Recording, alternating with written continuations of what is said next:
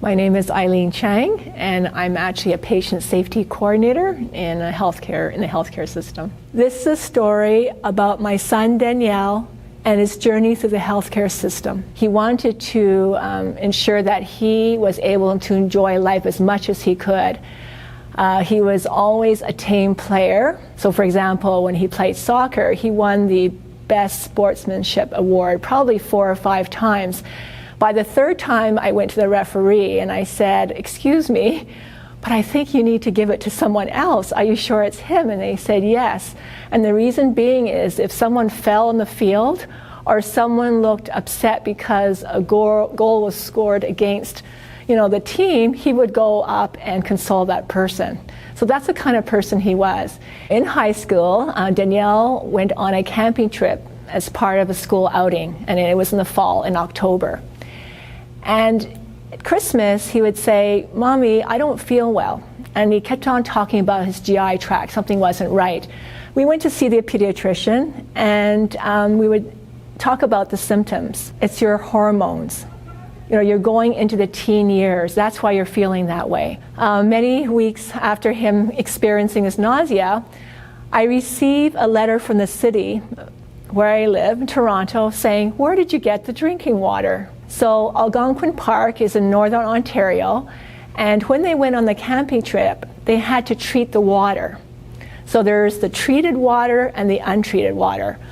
So my son says, "Mom, I always drank the treated water, but I did fall in the water at one point with a canoe, so I probably swallowed some water." So we explained that to the city.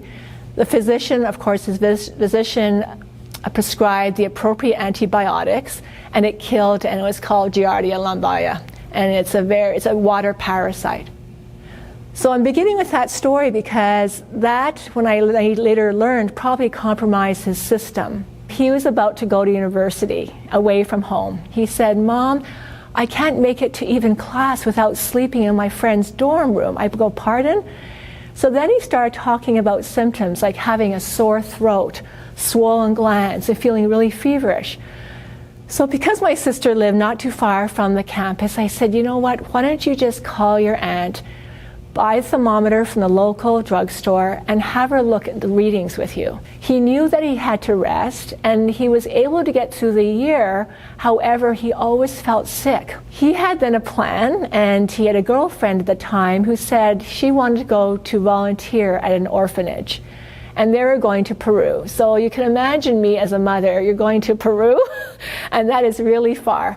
Going to Peru, though, meant he had to have live vaccines. Well, after he had the vaccines, his whole body literally crashed. It's like someone came along and just zapped his energy out. Of course, the nurse said, "Oh, that's just the side effects." And of course, you can imagine the parent now, I have regrets. I should have brought him to the hospital right away. So we went through advice. We thought he'd sleep it off. He never went to Peru, thank goodness. But his condition worsened. Again, the sore throat, the headaches, the pain he started having. And she looked at him, and again, the same kind of thing is, "Oh, you probably just, were homesick." And I said, no, he wasn't homesick at all. We went through all kinds of tests. One test actually tested his immunoglobulin result. And the irony is it came back at such a bad level that she finally was convinced that Danielle's case, had to be referred to the experts. So I went with him, and I remember this was a pivotal point, I think, of part of the journey, as I sat in the waiting room. And while I'm waiting, I'm looking at the magazine rack because I can't sit still, and I said, "I've got to read something." And I said, "I'm going to read this journal," because something told me to pick it up. Well, it was really interesting. It was like someone was answering me, because in this journal talked about every single symptom that my son talked about. It was as if my son wrote the article. So when I read the article, I thought, oh my goodness, I have to get into this clinic where this physician works. And it was over a year wait time list. And I said, oh my goodness.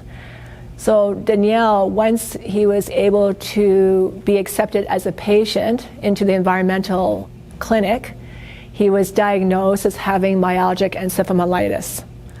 So finally we had a name, we had a diagnosis, and it's something that we could relate to other practitioners. Common term is called chronic fatigue syndrome. It does not do its justice because people think that you're tired all the time. The actual term is myalgic encephalomyelitis. Myalgia is pain, and encephalomyelitis is inflammation, and encephalo is talking about the brain. Danielle was diagnosed at the time with myalgic encephalitis when the medical community did not recognize what that disease was. One can imagine, as my son experienced, here's a 19-year-old talking about he's tired all the time, you're just depressed. So he was stereotyped from day one, and he started then saying, that's it, what am I going to do, to encourage or bring forth education to these health practitioners? So he made 4 YouTube videos. He wanted to educate the world. He also was active in the Myalgic Encephalitis Association, or something called out of Ontario. The recovery to the disease is based on pacing. So one, for example, if I can describe it on a point scale, if one has 10 points of energy for the week, one cannot go over this 10 points. If one goes over this 10 points, one is bedridden, and you're taking steps back in the recovery. So my son learned to pace very well. In fact, and I was upset because I'm a mother, he said, Mom, I have to go part-time my studies. And I wasn't upset because he made the decision. I was upset because I didn't want to believe that his health was declining. After a year, so we're looking at 2011, around there, he was doing well in university, and then one day he said to me, Mommy, my worst fear is coming true, and no one wants to hear that. And I said, what do you mean? He said, I'm getting the pain because his pain had somewhat subsided. It was just more the fatigue and nausea that he was encountering. The pain was coming back fast and furious, so much so that he couldn't get out of bed in the morning. My son would feel really hot and really cold, but there's no temperature. His skin would break out. I mean, he never had acne, but his skin would break out, so he'd get sent to the dermatologist. He would become sensitive to sounds. I love music. He says, Mom, can you not play music? My son used to play the piano. Nothing. It would be like a tomb in my house. And at that point, this is where things started taking a turn with his mental health. I was exhausted, and we decided to have Danielle stay, at another place, and his aunt and her husband, look after him. But unfortunately, my son saw an opportunity, and he decided how to end the pain. So one evening, the day after I left Danielle in the other city, I was having my dinner, and my mobile rings, and it was Danielle. We had a plan that he was going to visit other practitioners in the States with his aunt. Danielle said to me, I'm calling to say goodbye. I said, okay. He's saying goodbye to me now because it sounds like they're going off early. But he kept on saying, I'm calling to say goodbye. And then I realized what was going on. And as I was talking to him, my front door opens. And I wasn't expecting that door to open, but my boyfriend walked in, and I wasn't expecting that evening. And as I'm talking to Danielle, he is not conversing anymore. And the extraneous noise in the background, I started realizing what was happening. He was outside. And I think I said to him, you're not inside the condo, are you? Danielle did not respond. And then I started yelling at my boyfriend to get on the other phone to get a hold of my sister and her husband. It seemed like a lifetime, and I can't remember how many seconds or minutes, and then the phone went dead, and I knew at that point his pain ended.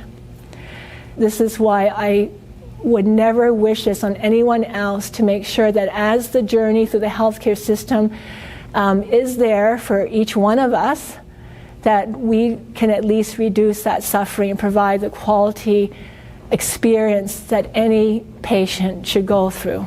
And myalgic encephalitis is another whole story, but I'm here today to talk about how we can listen to the patient and really understand that here we have a patient who wanted to do the self-care, but no one was listening. My son was articulate. There are many, many individuals out there whose maybe first language is not English. There's a pediatric population. There are those who are not as fortunate as I am to be in Canada, to have the health care we have and all the specialists. And then we have the geriatric population. The patients and families often know what's best for him or her. And so when we want to engage and help, it's not because we're saying, okay, there's the solution, give us the treatment. We're trying to also assist with that help. But my son said to me, just keep on talking to me. And that's the message I give to the audiences, no matter where I am, and especially through Patients for Patient Safety Canada, that you have to keep on talking about it. And it's not about, the story, it's about what we learn from the story and how we will deal with like situations differently.